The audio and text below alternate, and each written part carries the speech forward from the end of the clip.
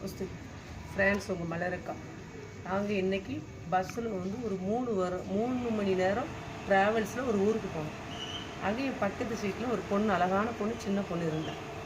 அவள் மனசில் உள்ளதை சொல்கிறா என்கிட்ட, அக்கா எங்கள் வீட்டுக்காரர் வந்து ஒரு உடம்பு சரியில்லை, ஆனால் ரொம்ப என்கிட்ட கோவப்படுறாருக்கா அப்படின்னு. அப்படியாம்மா, நீ கவலைப்படாத, நல்ல அழகான பொண்ணு, ஒரு சின்ன குழந்தை இருக்குது. அவர் வந்து ஃபஸ்ட்டு உன்னை எப்படி இருந்தார் அதை நினச்சி நீ சந்தோஷப்படு. இப்போ உடம்பு சரியில்லைங்க போய் தான் அவர் ரொம்ப உன்னை கோவப்படுறாரு.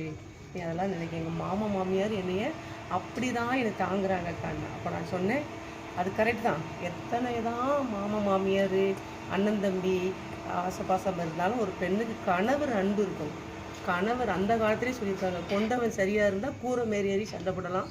அண்ணன் தம்பி சாப்பாடு ஆற ஆற, கொண்டவன் சாப்பாடு கொதிக்க கொதிக்க. அண்ணன் தம்பி அண்ணன் ஆற ஆற, கொண்டவன் தண்ணி கொதிக்க கொதிக்கன்னு சொல்லியிருக்காங்க. அந்த பழமொழி உண்மை. அதனால நான் சொன்னேன், அக்காட்ட சொன்ன மாதிரி உன்னுடைய மனவர்த்தத்தை எந்த ஒரு ஆண்கிட்டையும் பேசிடாத, இதான் கிடச்சி போச்சுன்னு சொல்லி உன்னுடைய வாழ்க்கையே திருப்பி போட்டுருவானுங்க அப்படின்னு அவள் சொன்னான். அப்போ நான் சொன்னேன், அப்படி ஒன்று இதை சொல்லலாமான்னு கேட்டேன். பேரை சொல்லாமல் சொல்லுங்கக்கான்னு சொன்னேன்.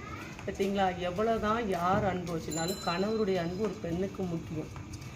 அப்போ அவள் சொல்கிறா, எனக்கு ஒரு உதாரணம் சொல்ல, ஐக்கா நான் ரொம்ப பாரத்தோடு இருந்தேன், இப்போ ரொம்ப சந்தோஷமாக இருக்கேன். நீங்கள் ஒரு பெண்களுக்காக மகளிருக்காக ஒரு இது வைங்கக்கா, எல்லாருடைய கரையை கேட்குறது. கண்டிப்பாக அதை வைக்கணும். நிறைய டைவர்ஸே ஆகாமல் பிரிந்தவர்களை ஒன்று சேர்ந்து ஒரு சின்ன சின்ன பிரச்சனைகளை மனக்கசப்பில் டைவர்ஸ் வரையும் கோர்ட்டு வரையும் போயிருந்தாங்க.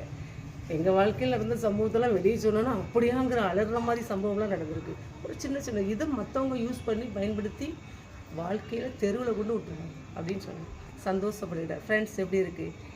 நல்ல ஒருத்தவங்க வந்து நம்மகிட்ட ஒரு மன பாரத்தோடு சொன்னால் அவங்களுக்கு நல்ல ஒரு கருத்து சொல்லணும். இல்லை அவன் வேண்டாம், அவன் அப்படி இப்படின்னு சொல்லி குடும்பத்தை கெடுக்கிற மாதிரி இருக்கக்கூடாது. ஒரு பழமொழி சொல்லுவாங்க, குடியாரன் குடித்தாதான் பேசுவான், கெடுப்பான், உளருவான், ஆனால் குடிக்காதவன் குடியை கெடுப்பானாங்கல்ல, அந்த மாதிரி குடியை கெடுக்கிற பழக்கம் இருக்கக்கூடாது. ஃப்ரெண்ட்ஸ், அக்கா பேசுகிறது ரைட்டாக தப்பா கமெண்டில் சொல்லுங்கள். நன்றி, வணக்கம்.